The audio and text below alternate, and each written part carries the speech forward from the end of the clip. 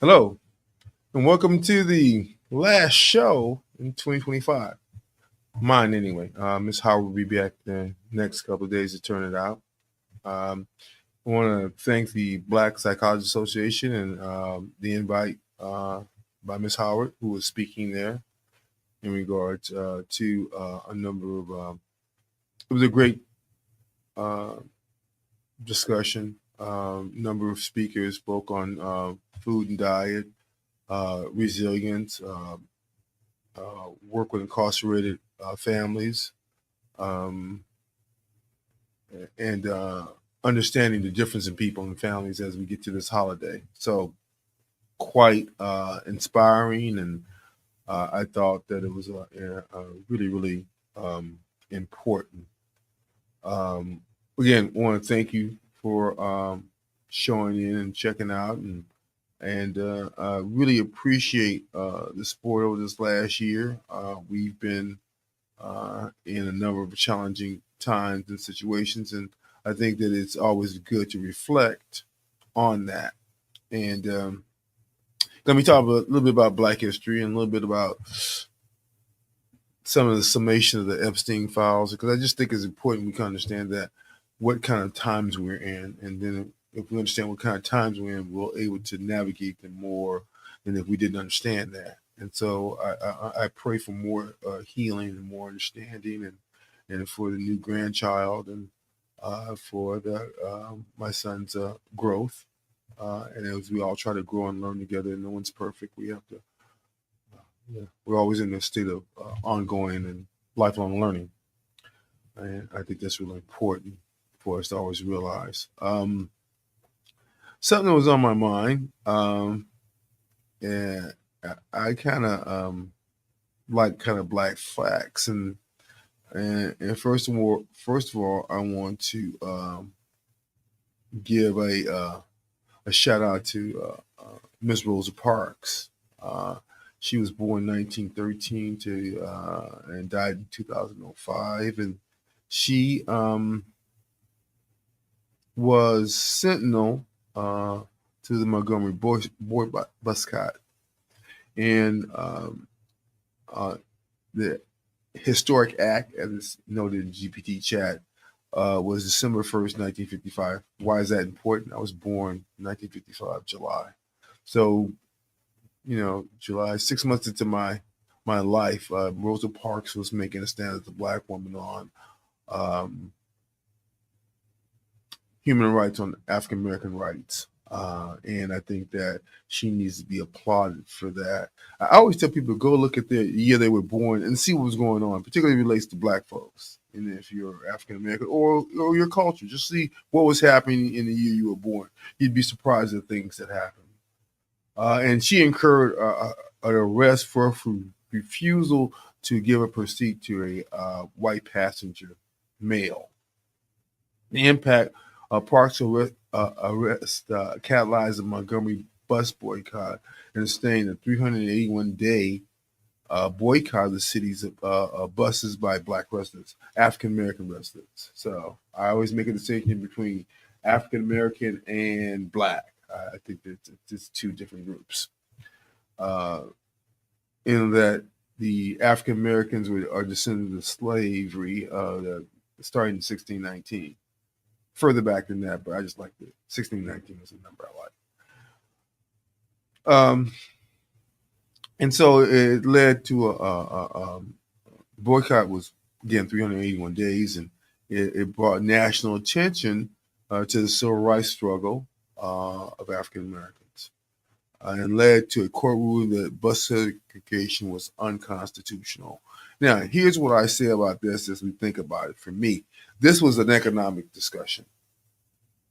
The very force of African Americans stop being and paying for that bus system lends itself to it almost going bankrupt. Basically, that's the story that I think is not told. To be interesting to understand that what kind of money they were losing with African American residents that had used that bus system not using it anymore. I think that's a question I need to kind of ask. And again, it led to a court ruling that the bus segregation was unconstitutional. A legacy, Ms. Parks is widely remembered as a key figure in the American Civil Rights Movement. And they often call her the mother of the modern civil rights movement because her actions and the boycott helped launch broader efforts to end racial segregation. Which gets me into there's always the rest of the story, yeah. Uh, and the rest of the story is that she wasn't the first, and so I asked her, was there a younger female who refused to give her a bus seat to a white passenger before Miss Parks? And this is not taking anything away from Miss Parks. It was quintessential that she did it. It was quintessential that she could stand in the breach and take the harassment and the trauma that she was going to receive from doing it. But let's tell the tale of Miss Claudette Colvin. Claudette, Caudett, Cloven, Colvin. I hope I'm spelling it. She's a black teenager that refused to give up her seat on the Montgomery bus 9 months before Rosa Parks did. 9 months. Young. So we have to listen to our young folks. We have to give them the right and passage, particularly in the African American community, to move forward.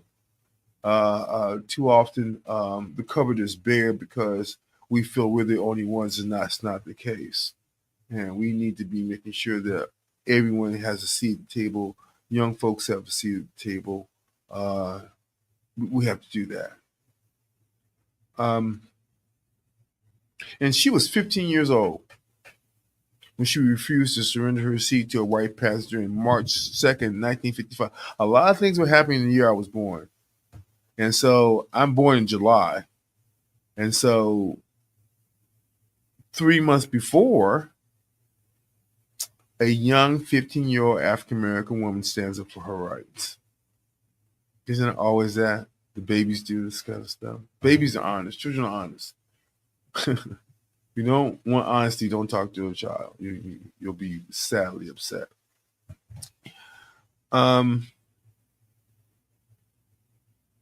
So why her case wasn't the focal point at that time, local civil rights leaders chose not to publicize Cloven's arrest as the rallying movement for the boycott.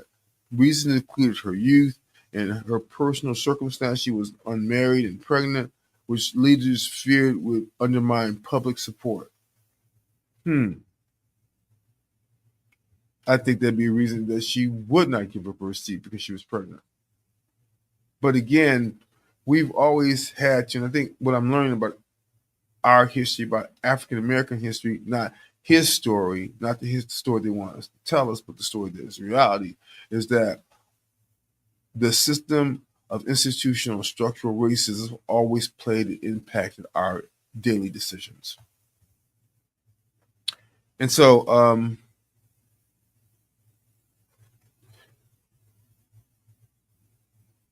her role in legal challenges. Colvin later became one of the plaintiffs in the Browder versus Gale 1956 federal case that successfully challenged bus segregation. A court ruling successfully challenged bus segregation and led to a court ruling declaring segregation on public buses unconstitutional. Just to ride a bus. In 1955, the year I was born, you could not ride a bus as a black person unless you were riding in the back of the bus.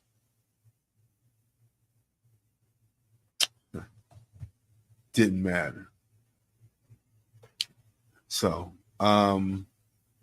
which gets me into the other women who refused before Miss Parks and Miss Colvin. In the months before Parks' arrest, several other black women in Montgomery also were arrested for similar refusals. And we want to say their names. Ariella Browder, April 1955. Mary Louise Smith, October 1955, age 18. Susie McDonald, October 1955. Uh, these women, along with Miss Colvin, were plaintiffs in the successful Browder versus Gale case.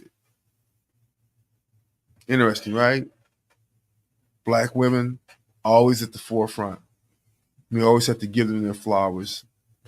Maybe they didn't give Miss Colvin and Miss Browder and Miss Smith and Miss McDonald their flowers, but I give them to them now. They deserve them. You know, it's always an issue when you're ahead of the crowd, you know? And just think what they went through in terms of harassment. They were arrested, they had to go to court, all for human dignity to say that I shouldn't have to give my seat up to an older white man who works in construction. But that's the way it was. And that's the way it is. And so I was very disappointed with the release of the Epstein files. And why am I bringing this up? Because it says what America will do and won't do to portray the vision they want to portray or not portray. They'll go to extreme heights. And again, this is in the setting and the stage of electing an individual that is a felon. And I have nothing against felons. I just have something against repeated felons that have been basically found guilty of sexual trauma and found guilty in a court of law. But this is the person that was elected. So, and in that is his Justice Department. It's no longer the Justice Department that we would call a Justice Department. It's one that is at the beck and call of the person in the White House. And he's used his office for retribution, to go against his perceived enemies and to attack them. Letitia James, Mr. Comey, Adam Schiff. This wasn't supposed to happen like that. But I understand. So I asked GBT Chat, I said, why weren't the files released in their entirety? So the GBT Chat, I got to read it, says, so-called Epstein files were not released in their entirety because of multiple legal, ethical, and procedural constraints limit what the government and courts can lawfully disclose, even while with intense public pressure. Below is a structured explanation of some of the principal reasons. Protection of victims and survivors. I agree with that. I think they should. Many records contain identifying details of minors and adult survivors of sexual exploitation connected to Jeffrey Epstein. U.S. courts are legally obligated to protect victim privacy. Disclosure could be re-traumatizing survivors or expose them to harassment. Federal law, crime victims' rights strongly favors redaction over release. In their case, they read the letter of the law and they've blacked out entire pages of these documents. That means they don't want you to read anything about this. There's nothing. Remember when the person said there's nothing to see here? Is that what he meant? We'd have to block out the document if you wanted to see something because there was nothing to see here. We were told there were multiple documents available showing everyone. All of a sudden there's none, and now they are released. Do you really believe this? Can you? I can't. You just can't believe it. You have to believe something is not right, something under. It's really something that if it came out, it would be something that those that wanted the information would not be able to tolerate. Otherwise, this should have been released. It shouldn't have taken this long. There shouldn't have been these delays. They delayed swearing in a new representative to Congress because they didn't want her to sign the discharge petition. Boy, you learn this stuff, right? Discharge petition, which means I request that you release this information and you give it to me. You have to do that. I thought there was nothing to see. So okay, I can understand victims' rights. I can understand wanting to protect victims. But secondary is ongoing or potential legal exposure. Some documents reference individuals who were not charged or formally accused. Releasing unproven allegations risk defamation. Courts avoid public disclosure that could prejudice future prosecutions. Some names appear only as hearsay or uncollaborated statements.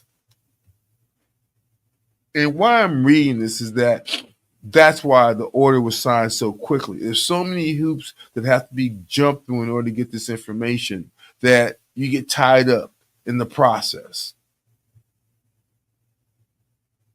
Now, do you believe that the current president in the White House did not talk to the Department of Justice?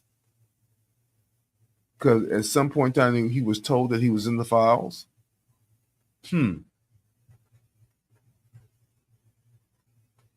So, grand jury secrecy. So this is a set of documents that came out from the grand jury. They were all blacked out, and probably old information. This is he was saying it's only 10% of this information that's out right now. 10%. Do I need to be calm? Do I need to be like, because there's been too much in not having them released. There's been too much lack of disclosure. There's been too much lack of transparency. A significant subset of materials originates from the grand jury. Grand jury secrecy is protected under Rule 6C of the Federal Rules of Criminal Procedure. This protection does not expire automatically, even after a defendant's death. Disclosure requires a specific judicial finding of exceptional public interest. So basically, these documents are wrapped in so much protection that they didn't even want to get this far. If you know these documents were protected by all this, why would you not want to release them? Because there's no there. There's nothing to see here. That can't be true. So the results is entire categories of evidence are legally inaccessible. Law enforcement and intelligence sensitivities. Revealing sources or techniques could compromise future cases. Documents may reference ongoing investigations related to Epstein. Agencies such as the Federal Bureau of Investigation, are they under the thumb of the person in the White House? U.S. Department of Justice, are they under the thumb of the person in the White House? So automatically, here you have three scenarios, plus the person at the end, they can say, don't have it released. He still has that power. So routinely resist disclosure of these on these grounds. This is why the two senators, Massey and Ro Khanna, are saying that they're not following the letter of the law, because they're not. They're not following the letter of the law. It says release all these documents, and they're not. They don't want to, and they're not going to. So, and what they're releasing is always prejudice to the Democrats, and it's all old. So operational material is withheld or delayed indefinitely. So court control, not executive control. Contrary to popular belief, the executive branch cannot unilaterally release everything. Many Epstein's related files are sealed by federal courts, not agencies. Judges must balance transparency against harm. Courts release records incrementally, case by case. And I think the discussion that's here is that when some of these women made settlements out of court, it was closed document. They could not talk about it. They could have the settlement, but they couldn't talk about the specifics, or they would lose the settlement and probably exposed to judicial prejudice, as well as risk of being in jail for breaking the contract. Disclosure is partial, slow, and constrained by judicial rulings because there's a set of issues. So why does Epstein get such a sweetheart deal from the person that soon became high in the office? He was the lawyer at that time in Florida. I forget his name. Why did Epstein get such a sweet deal? He was able to communicate outside.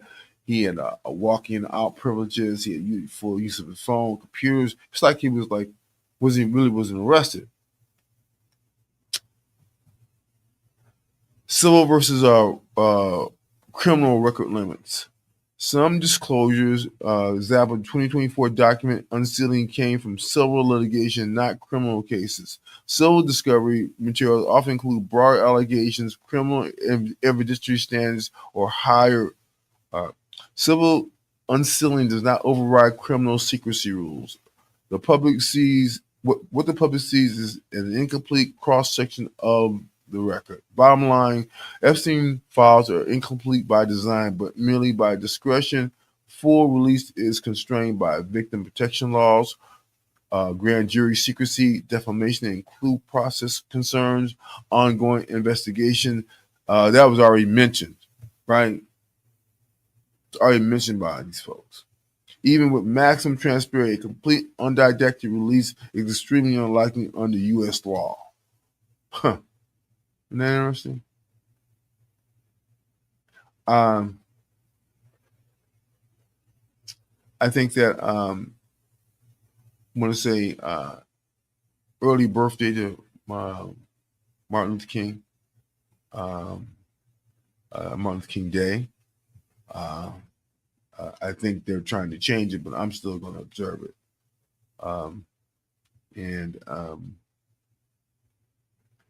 He talked about, and I think we talked about this before. When he did the March on Washington and this "I Have a Dream" speech,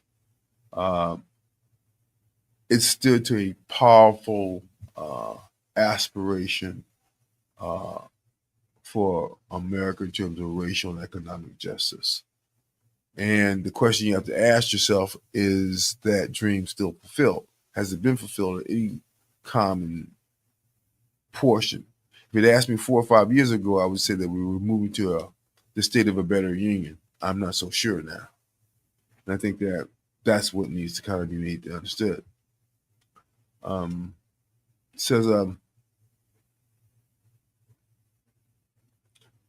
Says, so I asked GBT chat, love it. I said, how close or how far have we been to realizing the dream? What progress have we made? Legal rights and voting protections. The march directly contribute to landmark legislation, the Civil Rights Act of 1964 and the Voting Rights Act of 1965. Why am I bringing them up? Because they're under attack. They've always been, but now they're definitely under attack by a Supreme Court, a rogue Supreme Court, by the way. A Supreme Court handpicked Supreme Court.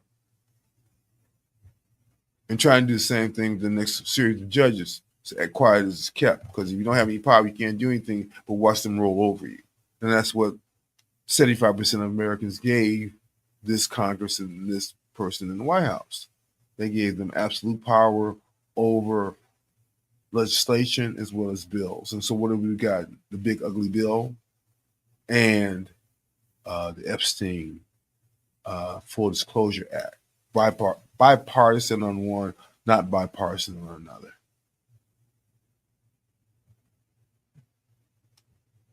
And so, some of the issues: reduced poverty rates. In 1963, roughly 51% of Black Americans and 15% of white Americans lived in poverty. By 2021, that dropped to 20% for Black Americans and 8% for white Americans, marking meaningful though uneven progress. We still are poor. Persistent economic inequality. Despite civil rights victories, the racial wealth gap remains vast. White families have about 8 times the wealth of Black families. A disparity rooted in systemic policies, systemic slavery, institutional structural racism. I'll say that for them.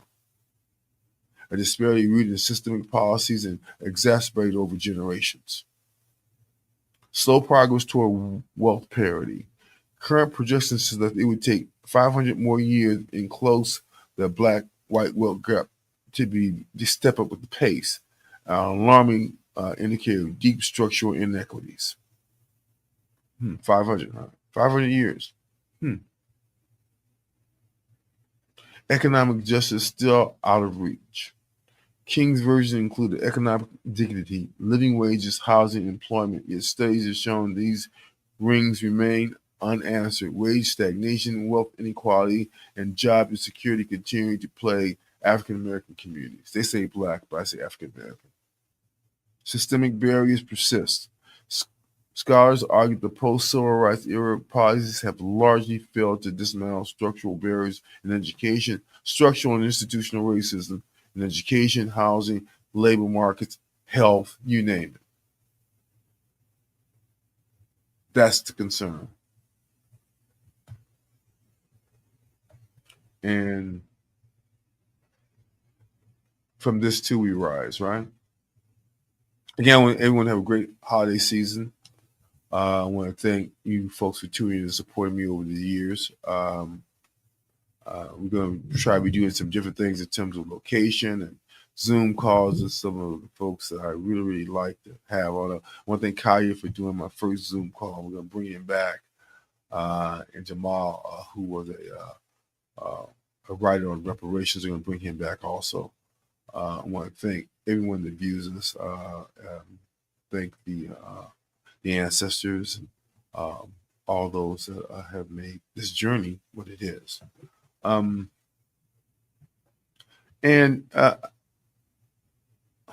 had talked about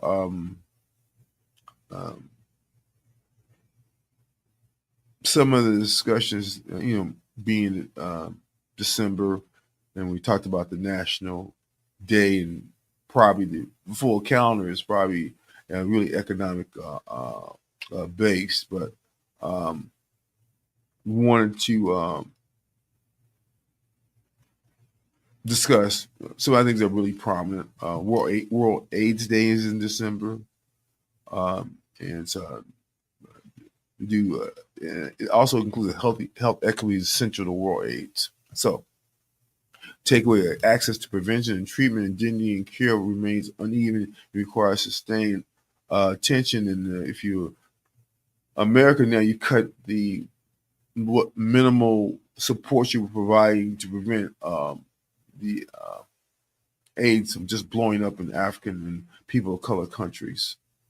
So I call it penny wise and pound foolish, because certainly the need to make HIV a chronic disease is so important in communities that don't have the resources that in America has, but it's not willing to share.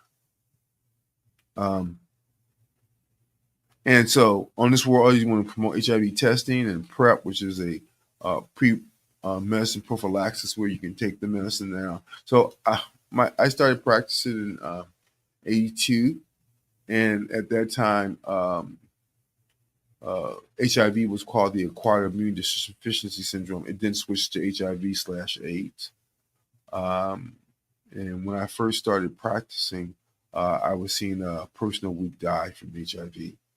They'd come in one morning, do an exam on them, try to get them set up for meds, and the next week they would be dead because we only had two medicines at that time, AZT and Septra.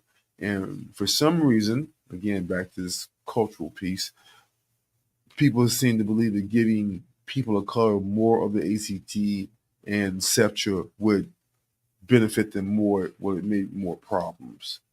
And so this was a level, and once we figured it out, once they figured it out, now the HIV messages come in one pill, you know, and it's a combination of about 3 pills. Uh, when I first started practicing, you'd have to give people like, those pills were like 3 pills a piece, and you have to take them 3 times a day. So you're taking a lot of pills along with your regular medicines also. How things have changed. And so the day wants to share accurate information and to reduce stigma. I think that's really important. We have a young LGBT community, particularly LGBT, transsexual, bisexual men that are being missed because of the risk issues. And it's hard for men to talk about being gay or bisexual, even though they are. And it's unfortunate, but we need to let the stigma be lapsed so that these young men and women and trans can come and get treated. I think that it's unfortunate there's been a push to be selective in who I medically take care of, and I just don't understand that. Bias and stigma and racism is one of the things that make it real to me. And support organizations that are addressing health disparities and civil rights. Uh, Prevention saves lives. And again, in terms of impaired driving prevention, takeaways are alcohol and substance-related injuries are preventable and increased during the holiday season. I just want to put a shout out to folks that during the holiday season, be careful, particularly in the African American community, because if you swerving, they're gonna be stopping you. If the smoke is blowing out the window, they're gonna be stopping you. That's what they do. I don't care what they're saying. The so-called commander has did an executive order to change the rating of marijuana. Don't change the criminal penalties, but just change the rating so they could study it more. And as the business person in him, allow these, and I think it's good for them to have access to more of the business and capital they can have under the act as opposed to being classified with LSD and heroin. So, again, I want to thank all the folks on Facebook that are watching. Appreciate you all. I forgot to put my little thing on. I said I'm doing the show. It's the second and third Saturdays of each month from 2 o'clock, 3 o'clock. Again, this is Believe Radio, a 24-hour inspirational and gospel music station. We're on YouTube. We're on a number of platforms. Please check us out. Please support radio that we're doing here. Community radio is important. It strikes a chord. It allows me to say some things that I couldn't have said any other platform. So I want to thank Etymology for supporting that. So, impaired driving. Please be careful. Alcohol and substance-related injuries are preventable and increased during the holidays. How do you get involved? Encourage safe transportation. Participate in Sir Birth, which is it's a discussion around screening for brief intervention, referral for treatment. If there's an important, it's an evidence-based philosophy. It's spelled SBIRT. Again, it's a way of managing self and learning when you're in trouble. Screening. So screen, identify early. Dependence escalates harm. Again, this impaired driving issue. Better to call Uber. Better to take BART than to get caught on the road swerving, you know. And for me, it's driving while black.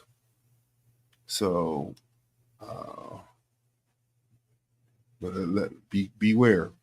There's a lot of validating tools that are using now the screen for uh, alcohol, as well as mood disorder issues, would tend to have more substance abuse disorders. So for example, anxiety, depression, bipolar, schizophrenia, those folks tend to PTSD, uh, personality disorder, tend to use substances more because it makes them feel normal. And so we need to understand that also it comes from culture and psychology and family. And, yeah, I learned to drink from my parents. Not learned to drink, but we had social drinks. And now, my dad was a different story. Uh, and he was that group of black men that worked hard and drank hard, smoked hard because they were fighting the pain from having to deal with all this trauma and drama while they tried to make a living for their families. And I get it. And we have to get it now. If there was a level of substance abuse in African American families, because the level of racism and trauma was so heavy that you had to do something with that pain. And that's the cultural component. Um, and have discussions like we're having now in schools and EDs and shelters and community settings. And uh, again, we need to have those discussions, honestly. So be careful out there. Um, take care of yourself. I understand. You only got one you. We need you around. We need you to do the things you're doing, take care of the babies, all that. You can't do that if you're in jail or from a car accident you get injured. So again, please take care of yourself and be careful out there. Um, I think that too, we need to reflective and understand that you didn't get here by yourself. Uh, it did take a village to raise me, a very, very flexible village that thought that even though I didn't have a really good um, a self awareness of me, uh, family, friends were very important in who I am and how I was shaped. And I was looking again back to us and the critical challenges we have in 2025. And kind of asking what were going to be the challenges for African Americans in 2025, and one of them is the erosion of civil rights protection. Project 25 undermines decades of progress in anti discrimination laws, workplace protections, and racial equality measures. By proposing cuts to federal agencies that enforce these laws and restrict collection of racial demographic data, it becomes significantly harder to address systemic racism and inequality in employment and public spaces. I think that's one of, again, what's going to be happening in 2026. Educational inequality. Quality education for Black students, African American, is at risk. Project 25 aimed to dismantle. And I'm running through this because that's what's going on now. It's already happened. They've already dismantled the Department of Education. Check that one off. So I always bring these things up because African Americans were not allowed to be taught to read and write. Some of the founding fathers said it would ruin a good Negro. It would ruin a good slave. Education. And it still is prevailing that communities want one group to be educated, but the other group they don't want because that's too much competition.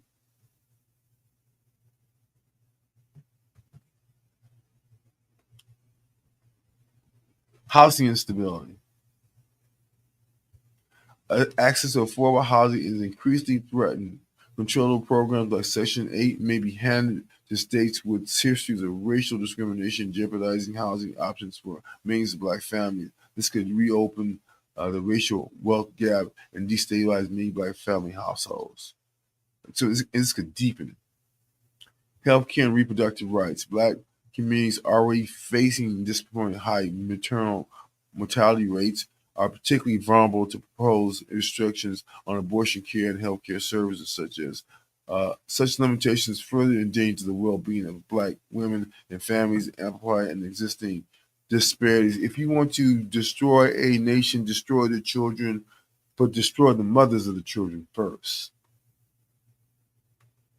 That's how you destroy a nation. You take the mothers.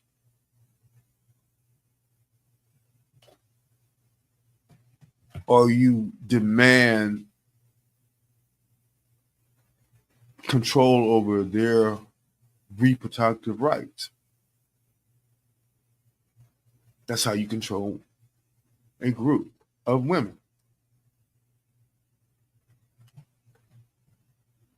I'll guess I'll say that in the context of that COVID scared a lot of young women and women that were thinking about having children because they thought if they caught the virus, they might not be able to conceive, or the child might be have a disability because of the exposure to the virus.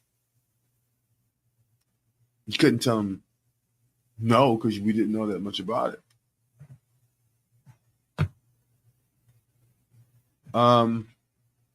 Counterproductive public safety policy. Proposal to increase the use of death penalty, roll back police accountability measures. I'd have to include cameras in that also. I know we're moving to it. I know that's what they want. They didn't run the play. They make the case they have the money to put the cameras up in the first place because they feel that there needs to be another level of surveillance on African Americans,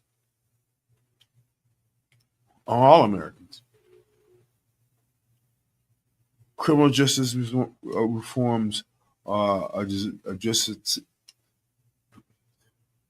disproportionately harm Black African Americans.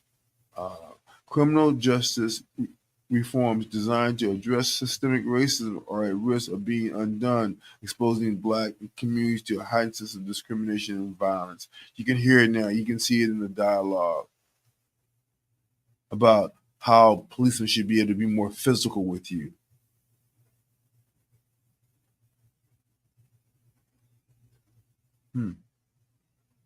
I think that is one of the chilling things. What is 2026 is going to bring?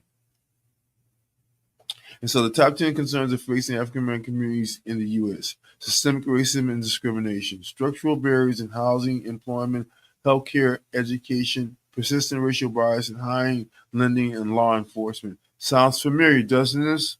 Does it sound like we really progressed? Because these are things we were asking for when Martin Luther King was alive. These are things that we're asking for post the Civil War.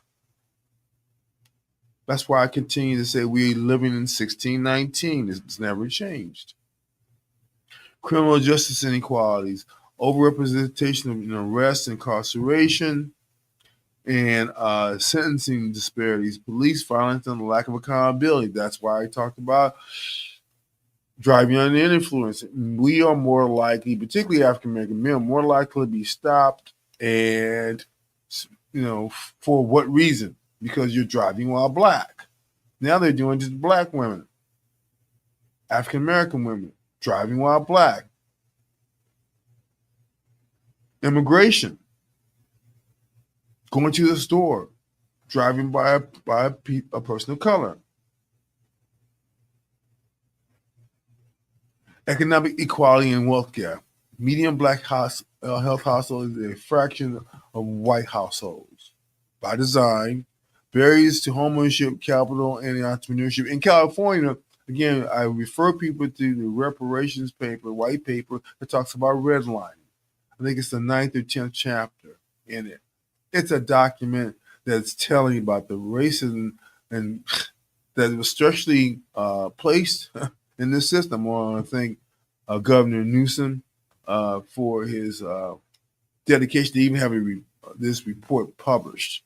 He did it with great personal harm and sacrifice because people don't want to hear the truth. They want to hear what they think is the truth. You know, not history, but his story, right? His story, not our history.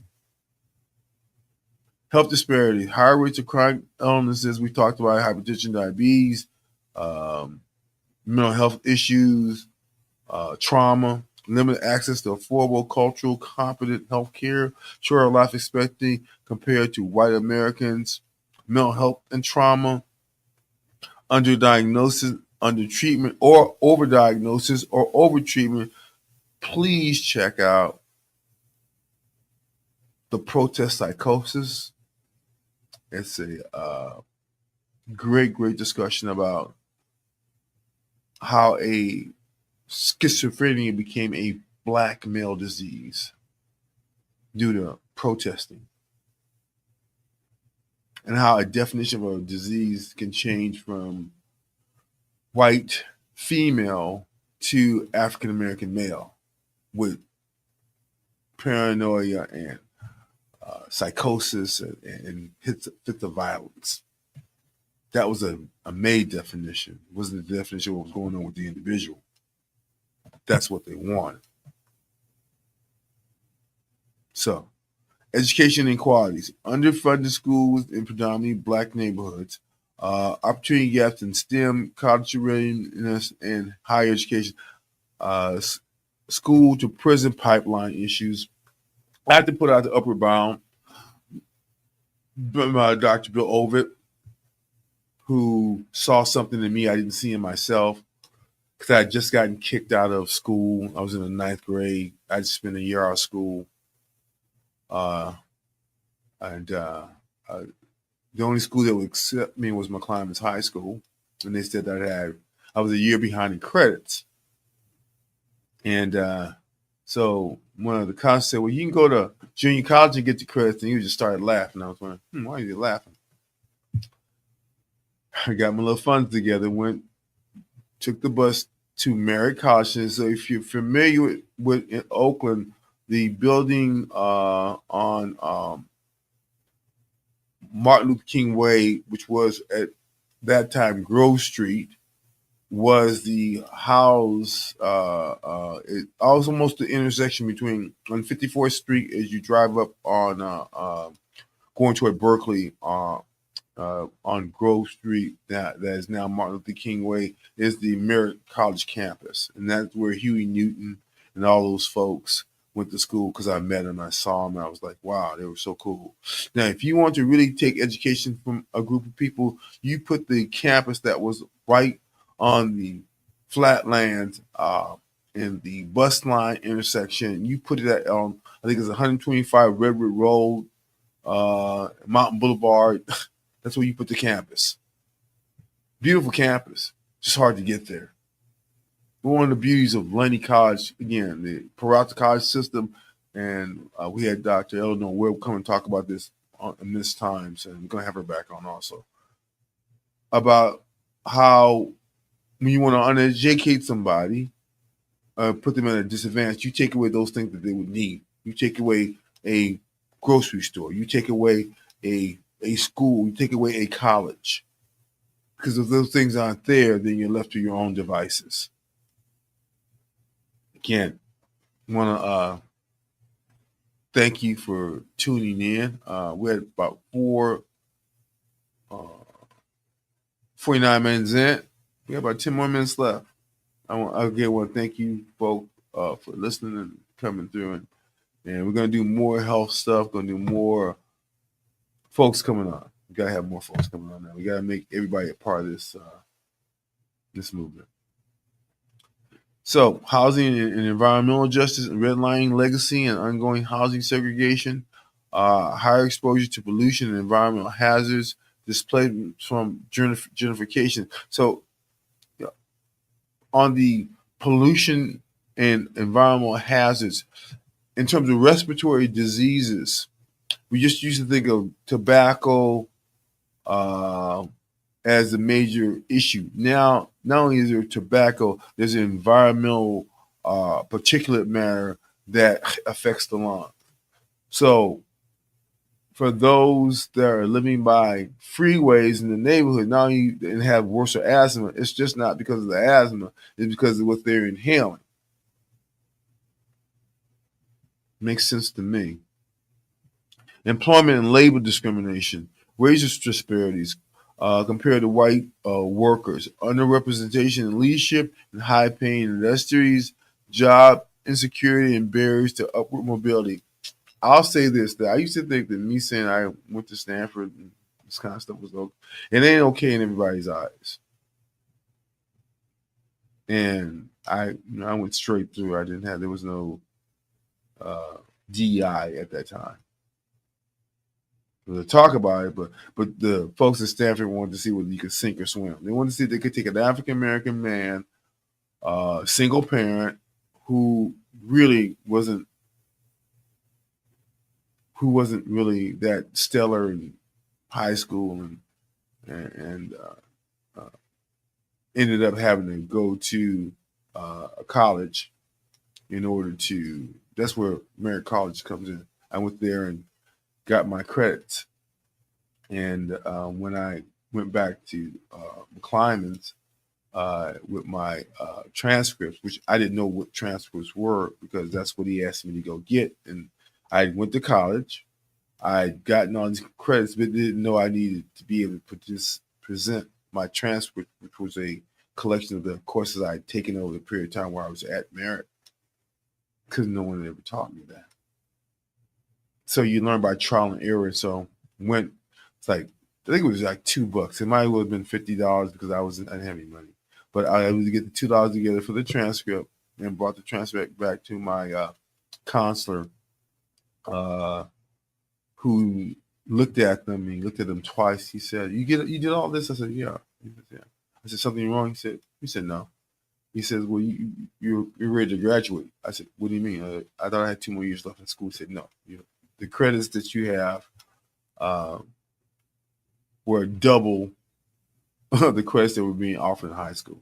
So essentially, I already graduated, and which is the parallel story to that I did a program called Upward Bound.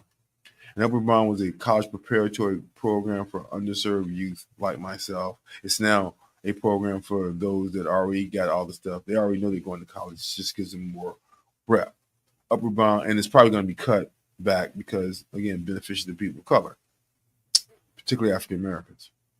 So, uh, the things we've been fighting for, we've still been fighting for, we're always going to have to fight for. None of this stuff has changed. Political disenfranchisement, voter suppression, ID laws, just redistricting, right? Redistricting, closures of polling sites, underrepresentation in political offices and policy decision makers, community violence and safety, higher exposure to gun violence and homicide. My granddaughter, I miss her. A lack of investment in community safety alternatives to policing and trauma cycles affecting youth and families. I want to say a little bit about the community and violence safety. The reason why I'm doing this and what I'm doing now is because of my grandchild, uh, Jamie Pearson. She was taken from us in November, and and she was fought. She was shot 4 times in the chest by a gang member who wanted to take the car, but she said it wasn't her car to give; it was her boyfriend's. So what I learned about all this is that when black women are killed in gun violence, it's usually a handgun. They usually know the perpetrator. The perpetrator usually has no criminal record. Um, there's it stems also from a level of domestic violence and trauma that puts these women, my granddaughter, in this situation in the first place. Uh, so, uh, In the last 10 minutes, 5 minutes, huh? The top 10 conditions that are currently affecting African Americans are hypertension, diabetes, obesity, heart disease, stroke, kidney disease, cancer, asthma, HIV, and homicide. These conditions are consistently identified as the leading contributors to excess morbidity and mortality in this population, with cardiovascular disease, hypertension, heart disease, and diabetes being the most prominent drivers of disparities. We've talked about that. Changes since the civil rights era. Since the 1960s, there have been improvements in access to care, improving desegregation, and introduction of Medicare and Medicaid. Why would the current administration want to cut these programs, particularly healthcare access? Because it benefits us. And anything that benefits us, the society, citizens seem to want to care about or respect. That's why they call for your own healthcare centers. That's why I call for understanding how these things really affect us. Again, the models for a lot of medicine in the last 150 years were white male men. That was the model. And now we're just getting to making sure that everybody's a part of these study uh, groups in terms of providing new medicines to communities, particularly around heart disease and diabetes. Changes since the civil rights era. Since the 1960s, there have been improvements in the injection of Medicare and Medicaid, but disparities in chronic disease prevalence and outcomes have persisted, including kidney disease. Uh, the gap in all-cause mortality between Black and white Americans narrowed in 1999 to the early 2010, but progress stalled, even reversed during COVID pandemic, with excess deaths and years of potential life loss remaining high. Rates of hypertension, diabetes, and obesity have increased, and disparities in these conditions have worsened or remained unchanged over the past 2 decades. If you don't know what a decade is, that's 10 years, that's 20 years. That's half of my practice life. In other words, my patients have gotten worse, or the cure, or changed. Some conditions, such as HIV and AIDS and homicide, remain disproportionately high among African Americans compared to whites. Potential solutions include addressing social determinants of health, structural racism, poverty, education, housing to reduce upstream risk factors. So that's why this whole discussion around history, that's why this whole discussion around DEI, that's why this whole discussion around all the things that we're seeing, because if you inherently make a system that was not to benefit me, and in fact has been detrimental on my health, that's what you want to keep in place. That the more you know about it, that you can say this is not right, that makes people upset, because you should just be able to take what you should just get what I be able to accept what I give you. It's a level of cognitive dissonance too, which means that I have to dehumanize you before I can. I need to look at you as less than in order to dehumanize you. Community-based intervention, particularly research, because we always have to have solutions, right? Solutions in the end of the year. Community-based intervention, particularly research to improve cardiovascular health and promote health behaviors as recommended by the American Heart Association. Again, how we take care of ourselves, what we do, plant-based, decrease salt, decrease sugar. We know these things will help in terms of lowering the disease burden. Improving access to preventive care, chronic disease management, including cultural tailored programs and expanded insurance coverage. I was in a program now where the level, for example, for mental health had to be severe. You have to be severely mental challenges in order to get really good care. That's not good, but that's what the saying is. That's what they're saying now, because folks have shied away from the communities. Multi-level interventions that combine individual lifestyle modifications with systemic changes in the built environment and healthcare delivery. These approaches are supported by the American Heart Association and other expert consensus, emphasize that sustainable progress requires both clinical and policy level action. I want to thank you guys for watching. Appreciate you all. Please be safe out there. We'll see you next year.